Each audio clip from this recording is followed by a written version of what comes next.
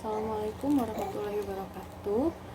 Di kesempatan hari ini kita akan membahas tentang nematoda. Oke, seperti yang sudah dibahas kemarin-kemarin, ingat ya, nematoda itu apa?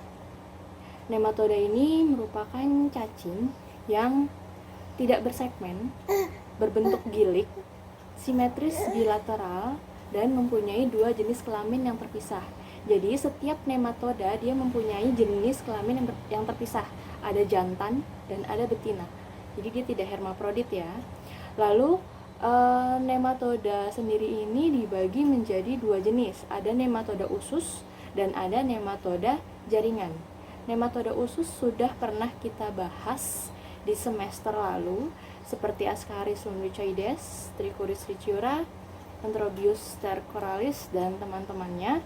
Kalau lupa, tolong dibaca lagi ya, karena materinya masih bersambung. Nah, di nematoda jaringan yang akan kita bahas kali ini, ada beberapa spesies, tapi saya akan ambil 2 spesies saja. Spesies yang lainnya kalian bisa baca di buku. Untuk hari ini kita membahas Wuchereria bancrofti dan loa-loa. Kita masuk ke Wuchereria bancrofti ya.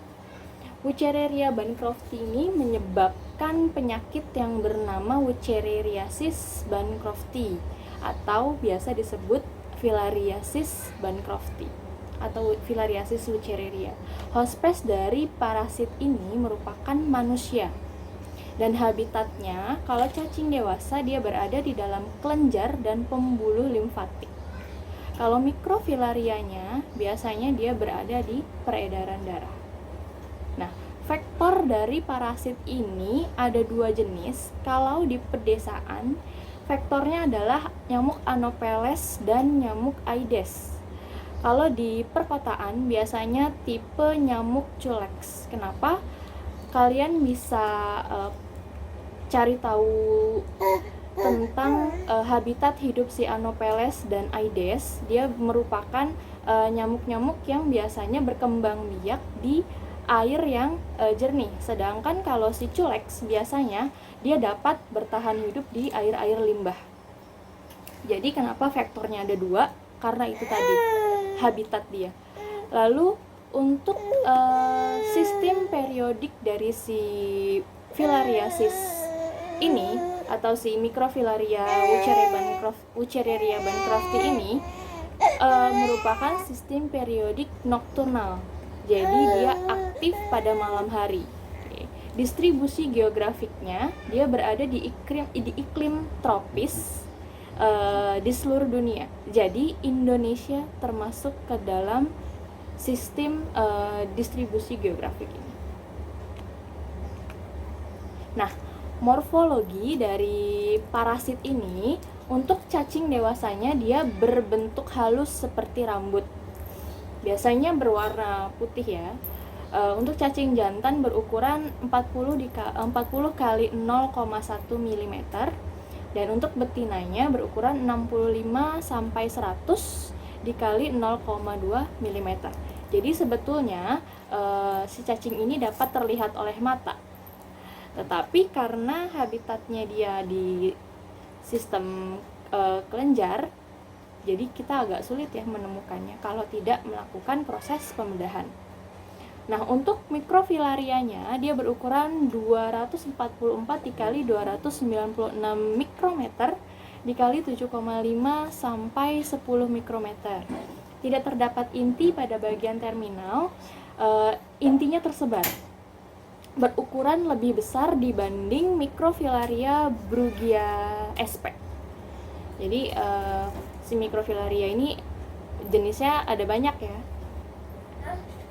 Lalu mempunyai sarung kepala yang pendek dan tidak akan terwarnai oleh gimsa. Jadi kalau misalnya kalian mewarnai Microfilaria ini dengan cat gimsa, sarungnya tidak akan terwarnai. Jadi akan berwarna jernih atau bening. Dia mempunyai bagian anterior yang bulat dan bagian kaudal yang agak meruncing. Oke. Di slide PPT saya sisip mendapatkan ilustrasi si mikrofilaria. Jadi nanti bisa dilihat bagaimana ilustrasi mikrofilaria, bagaimana si intinya tersebar, dan bagian anterior yang mempunyai sarung kepala yang tidak terwarnai oleh cat gimsa. Nah, kita akan masuk ke dalam siklus hidupnya.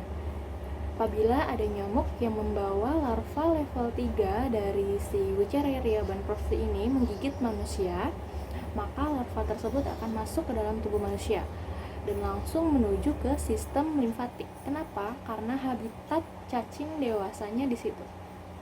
Setelah itu dia akan berkembang menjadi cacing dewasa, ada yang jadi jantan dan ada yang jadi betina. Lalu mereka melakukan kopulasi. Setelah berkopulasi, dia akan menghasilkan mikrofilaria. Nah, si mikrofilaria ini nantinya akan terbawa oleh peredaran darah. Jadi dia akan bisa mencapai perifer-perifer ya. Kalau tidak ada nyamuk yang menghisap, si mikrofilaria ini tentunya akan dapat kembali lagi ke sistem limfatik dan akan tumbuh menjadi cacing dewasa. Tetapi kalau di pertengahan jalan dia terhisap oleh nyamuk, dia akan masuk ke dalam tubuh nyamuk dan akan bersarang di otot toraks si nyamuk. Itu dari mikrofilaria dia akan melakukan perubahan menjadi larva level 1. Setelah itu dia akan melakukan perubahan-perubahan lagi sehingga menjadi larva level 3. Setelah menjadi larva level 3, dia akan menuju ke bagian kepala si nyamuk. Menuju ke bagian kepala nyamuk, tentunya berkumpul di proboscis, sehingga si nyamuk ini akan siap menularkan ke manusia yang lainnya dengan si larva level 3 ini. Jadi kita tahu ya bahwa larva level 3 adalah stadium infektif dari Wuchereria bancrofti. Selanjutnya patogenesisnya. Nah, di sini patogenesisnya ada limfadenitis, ada limfangitis, ada elephantiasis, ada kiluria, dan ada hidrokal. Nah, apa itu limfadenitis? Limfadenitis itu biasanya merupakan peradangan atau pembekakan pada pembuluh limfa atau kelenjar getah bening. Bagaimana dengan limfadenitis? Limfadenitis ini juga sama ya, kayak pembengkakan atau peradangan disertai warna kemerahan. Lalu kalau elephantiasis apa? Elephantiasis seperti namanya, elephant, gajah, yaitu dia akan mengakibatkan sakit kaki gajah. Lalu ada kiluria. Kiluria ini merupakan urin yang berwarna putih susu. Dia di dalam urin itu terdapat kandungan albumin, lalu terdapat mikrofilaria juga. Dan hidrokel di sini merupakan biasanya pembengkakan pada jaringan. Saya sertakan gambarnya di slide PPT, nanti bisa kalian lihat. Lalu bagaimana cara mendiagnosa dari penyakit Wuchereriasis ini? Yang pertama, bisa secara patologi. Bagaimana caranya? Diambil darah. Kita menemukan si mikrofilaria di dalam darah. Cara pengambilan darahnya juga nggak sembarangan. Ini harus diambil darah pada waktu peredarannya dia. Sistem periodiknya apa? Periodik nokturnal. Jadi harus diambil pada malam hari. Kenapa? Karena pada malam hari si mikrofilaria ini dia akan jalan-jalan di bagian pembuluh darah yang di dekat permukaan tubuh. Lalu kalau siang hari bagaimana? Kalau siang hari biasanya dia adanya di organ-organ dalam. Lalu secara imunologi kita bisa melakukan pemeriksaan metode ELISA dan ICT untuk mencari antibodi dari si Wuchereria. Secara biologi molekuler kita bisa mencari DNA-nya dengan cara PCR biasanya, dan secara radiodiagnosis biasanya dengan USG dan limfosintigrafi. Ini biasanya yang dicari adalah si cacing dewasa. Oke.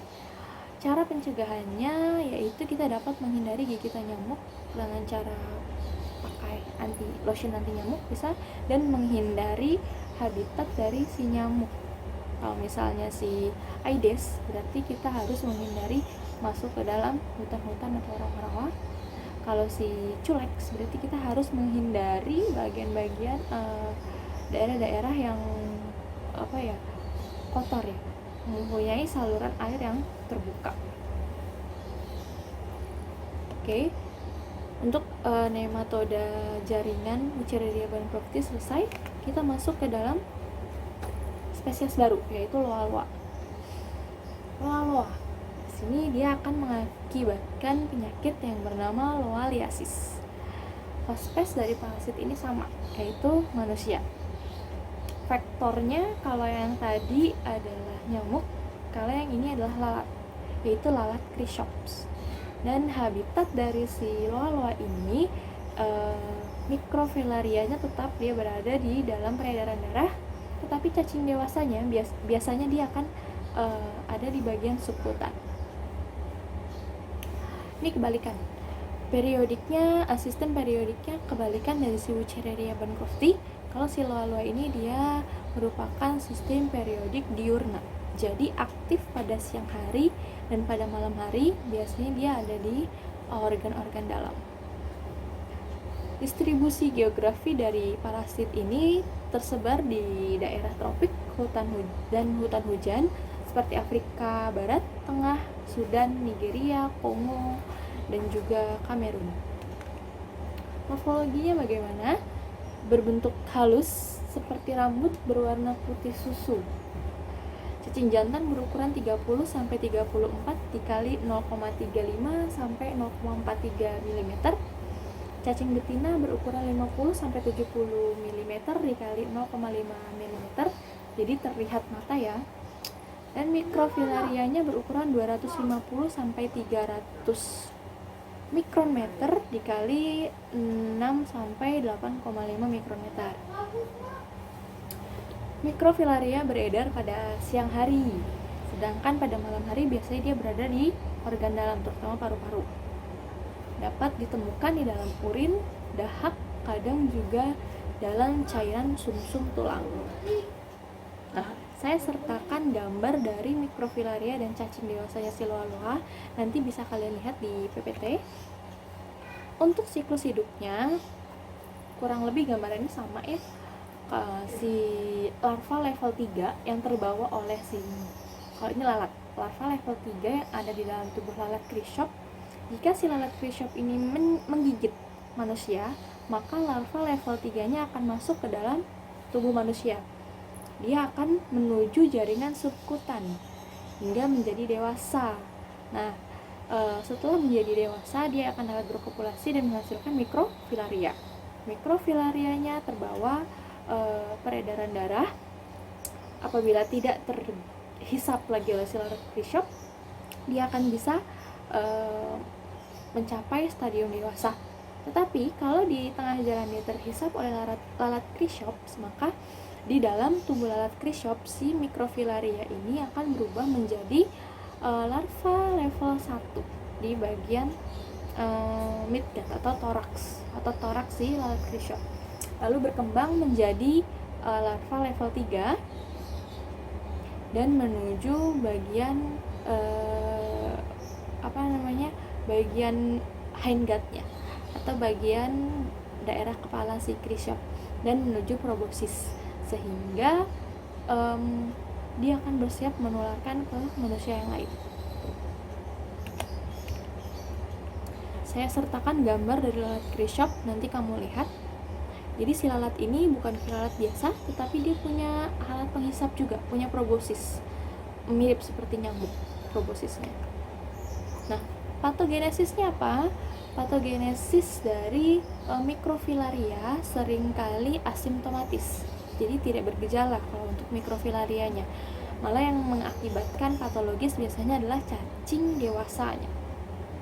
Cacing dewasa biasanya dapat mengganggu daerah mata, konjungtiva mata, bisa ke pangkal hidung, bisa mengakibatkan iritasi mata, sembab, bengkak, kadang juga gangguan penglihatan, jadinya ngeblur ya ngelihatnya karena akibat dari si cacing dewasanya.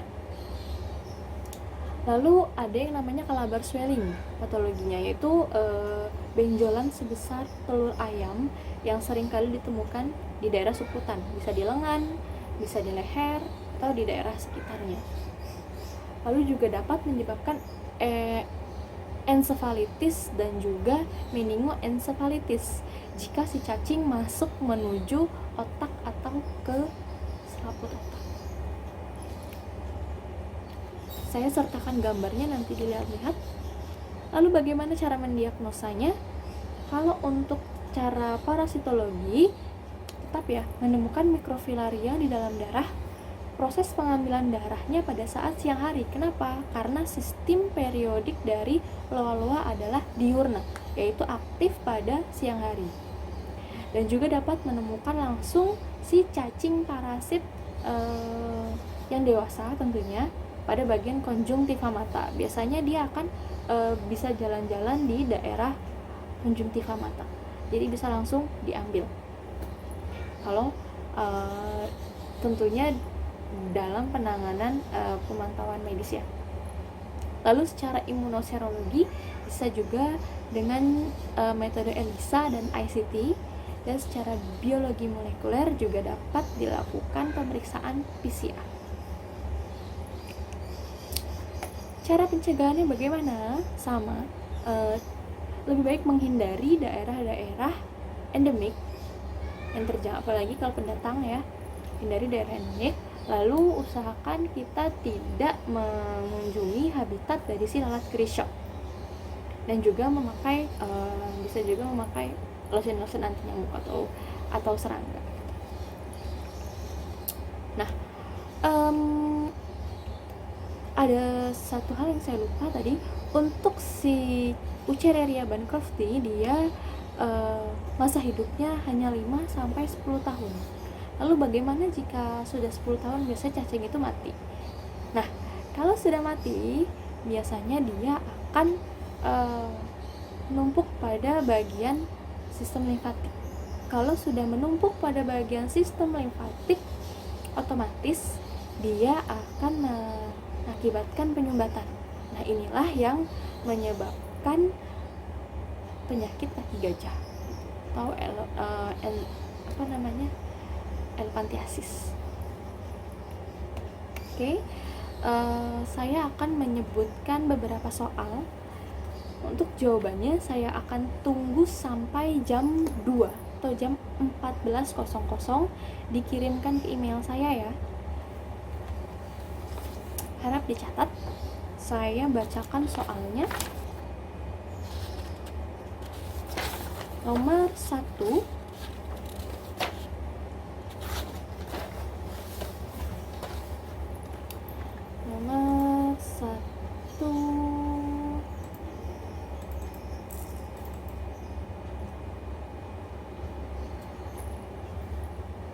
sebutkan 3 gambaran umum dari nematoda.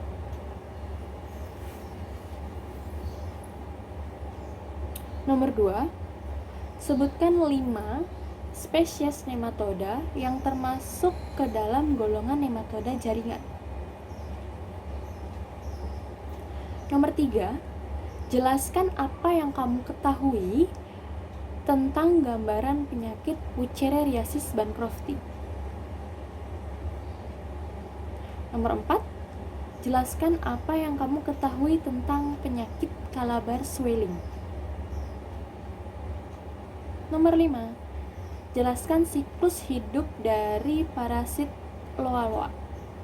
Oke, jawaban diketik dalam Microsoft Word atau bisa juga kalian salin ke PDF.